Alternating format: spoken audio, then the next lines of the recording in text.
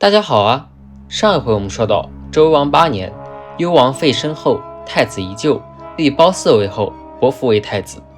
毫无疑问，这是一次与公卿贵族势力公开对抗的行为，标志着周天子已经彻底撕破脸皮，将双方矛盾激化到了不可调和的地步。那周幽王这么做的底气在哪里？在我们往期的讲解中，周天子似乎已经陷入孤立无援的境地，可事实上，他的手里还攥着最后的2张底牌。讲完这2张底牌是如何失效的，我们才能真正理解西周王朝覆灭的过程。那本期我们就来开始梳理和铺垫这些最后的内容。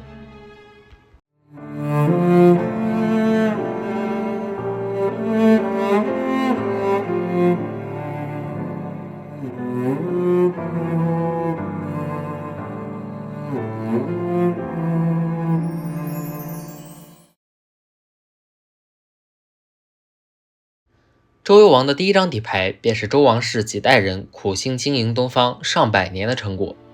西周王朝很早就开始实施经略东方的策略，早在周朝初年，周王室就在东方大批分封诸侯，作为王室的平藩。周公旦在洛河之北、禅河东西营建东都洛邑，成王定九鼎于加入，翟资中国，自资一民，都在有意将成周建设为周王朝东部的行政中心和交通枢纽。而西周中后期的几代君主也都不约而同地向东发展，这都与西周王朝政治中心的逐渐东移和战略格局的转变有关系。周厉王时期，东南方的怀疑入侵直到洛水一带，严重威胁着成周地区的安全。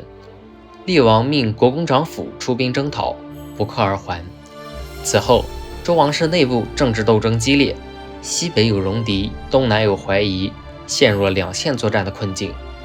幸亏有周宣王挥起天歌，东征西讨，接连击败了咸允、怀疑、徐荣，这才保障了东部地区的安全。从这一点上说，他的功绩值得肯定。此后，宣王又采取了一系列措施，将东方的成果加以巩固。那周宣王都做了哪些呢？无非是3件事：大规模筑城、分封和拉拢诸侯国。据《竹说纪年》记载，周宣王4年，韩国来朝，宣王命人帮韩侯筑城。周宣王7年，迁封申、吕于南阳，命少穆公帮申伯划定地界，修建谢邑。同年，宣王命太宰仲山府在东方筑城。8年，鲁国来朝。9年，宣王在东都会合诸侯，并举行田猎。22年，封王子有于政。除此之外，宣王时期受封的诸侯国还有樊国和阳国，其中樊国为姬姓，最初位于西部，后来迁封到阳邑，因此也称阳樊，成为了仲山府的采邑。此外，可能还存在一个嬴姓樊国，位于今河南信阳，而阳国则位于山西省临汾市洪洞县，最初可能为吉姓。据42年来鼎铭文记载，周宣王的儿子王子尚府封于阳，阳国就自成了姬姓。另外，说到诸侯，国也是绕不开的话题。西国的始祖国叔是周文王的3弟，武王灭商后受封于雍，因此和周王室走得很近。周厉王宠幸国公长府，宣王赐国文公命，幽王用国公谷为卿。西国一直作为实力强大的亲王派存在，而到了西周晚期，西国竟然放弃了经营100年的土地，开始逐渐向东迁移。我们前面说过，这其实不单单是在避难，而是综合了当时各种因素的考虑。事实上，西国东迁也是一个相当缓慢的过程，它从周厉王时期开始，一直持续到周幽王7年，国人灭亡了神农氏之后的姜姓焦国为止，国人才在东方站稳了脚跟。西国东迁后盘踞的地方叫小罕古道，古称桃林塞，地理位置极其重要。它的北面是太行山的余脉中条山，南方是秦岭的余脉崤山，中间一条黄河自西向东流去。在周代以后，从这里出发，往东经函谷关可以到达以洛阳为中心的中原地区，往西经潼关可以到达以长安为中心的关中地区，自古便是兵家必争之地。国把守住这里，进可拱卫镐京，退可保守洛邑。一旦西土有变，周天子便可沿着渭河、黄河顺流而下，退保中原。这确实是天才的战略布局。周幽王也在这个布局的基础上继续发展。就在宜臼奔申的同一年，周幽王的亲信皇甫在象地筑城。周幽王10年，幽王在太日山会合东方诸侯。这样看来，一切似乎都在朝着对周王室有利的方向发展。那为什么这个战略布局最终却失败了呢？这个我们放到下一讲再说。我们先来看看周幽王手里的第2张底牌。周幽王的第2张底牌就在王畿之内。在政治上，他启用了皇甫、太师、石隐、国师府等人作为心腹，暗中削弱公卿贵族在朝堂上的势力，同时让没有任何政治背景的褒姒为后，废嫡立庶，破坏了宗法制度，但也加强了王权。在军事上，他在周宣王太原廖民的基础上实行增赋政策，讨伐包国，又令博士率师伐6季之戎。在经济上，他有善于好利的国师府帮助自己敛财。同时，幽王8年，幽王命王叔郑桓公为司徒，管理土地和人民，深得百姓爱戴。这些布置看起来无懈可击，然而事实上，正如我们之前所说，旧的势力还是太过庞大，而这些人大部分属于无能之辈，结果就只能是一盘散沙，办不成事，还使矛盾进一步激化。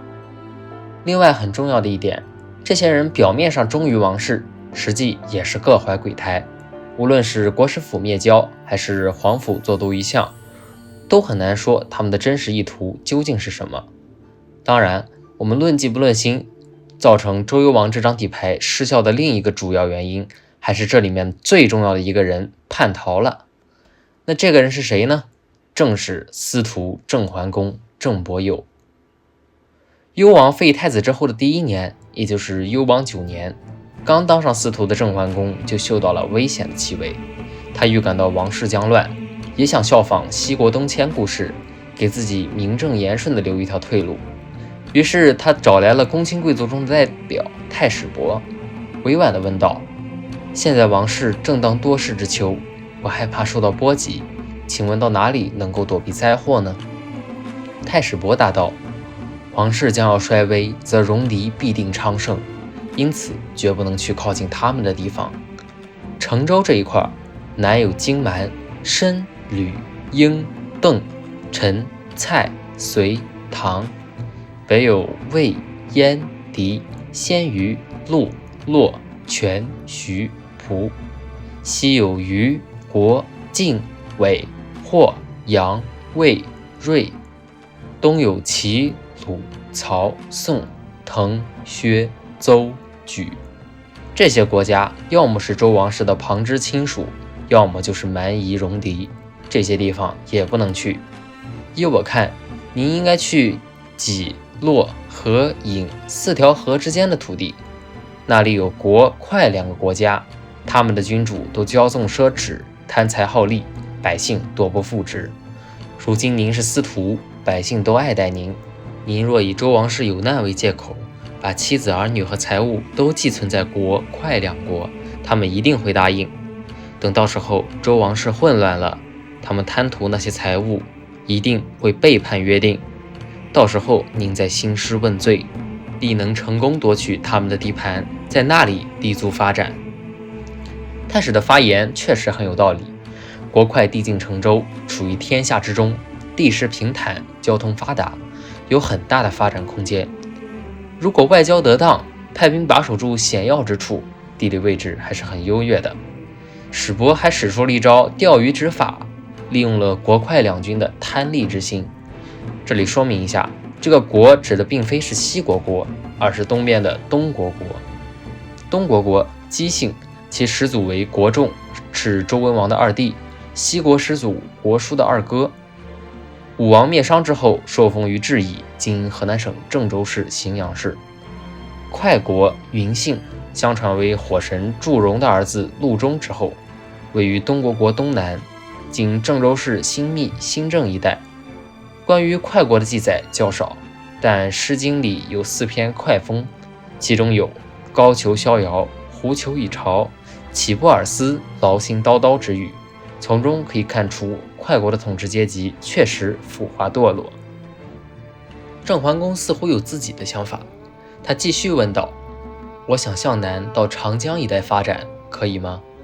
太史伯摇摇头说：南方有个楚国，楚国是祝融之后，祝融当初是帝喾高辛氏的火正之官，立有大功，但他的后代至今也没有兴盛起来的。如果周朝衰亡，楚国必然会兴盛起来，这对郑国来说不是好事。桓公又问：那西方怎么样呢？太史伯否认道：那里的人贪婪好利，恐怕难以久居。桓公按捺不住好奇心，又追问道：周氏衰弱，您认为谁又将兴盛起来呢？太史伯推测道：大概是齐、楚、秦、晋这4国吧。齐国姜姓是伯夷之后，秦国嬴姓是伯益之后，此2国和楚国的先祖都曾有功于天下，所以他们终会有兴起的一日。至于晋国姬姓，乃是成王之弟叔虞之后，受封于唐，那里山川险阻，叔虞的后代们也都是有德之人。周王室衰落，晋国也一定会兴盛起来的。郑桓公相信了史伯的话，于是向幽王请示，将国民向东迁徙，祭奴与惠于国快，奴就是妻子和儿女，惠就是财物，而国快2军果然献出10座城邑，分而祭之。从此郑国人在东方有了立足之处。现在看来，太史伯的预言可谓十分精准，甚至可以说惊为天人。国语记载：幽王8年而桓公为司徒，9年而王室始骚，11年而毕，即平王之末，而秦、晋、齐、楚代兴。而当王道衰微之后，以4大国为首的诸侯国们也将一个个登上历史舞台，上演属于他们的精彩故事。不过在这之前，有关齐、楚、秦、晋这4国各自的情况，我们暂且按下不表，因为现在的我们要继续回到主线内容上来了。桓公祭奴本质上就是郑桓公在给自己留一条后路，使他作为亲王派的重要人物叛变，或者说两头下注的行为。郑国的东迁使周幽王的第2张底牌毁灭，让西周王朝复兴的希望又少了一点。但我们也要正确认识到它的历史意义。郑桓公祭奴国快，不仅为郑国的东迁打下了基础，还对中原地区起到了重要的开发作用。左传昭公16年记载：昔我先君桓公与商人皆出自周，雍自彼有以义杀此地，斩之蓬蒿离祸，而共处之。世有盟誓，以相信也。曰：尔无我叛，我无强谷，无或盖托，而有立事保惠，我勿与之。是此治世，故能相保，以至于今。由此可知，郑人东迁时，许多商人也跟随前往，政府和商人在当地相互合作促进，筚路蓝缕，事有盟誓。这对中原地区的开发和初步建设起到了重要的作用，深刻地影响了中华大地的政治格局和后续一系列的历史事件。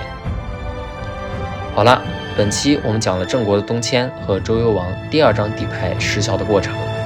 我们在幽王在位的前中期铺垫了这么多，总算是把该交代的基本都交代完了。那下一期我们就来说说周王室最后希望的破灭，犬戎攻破镐京和西周王朝覆亡的过程。感谢大家支持。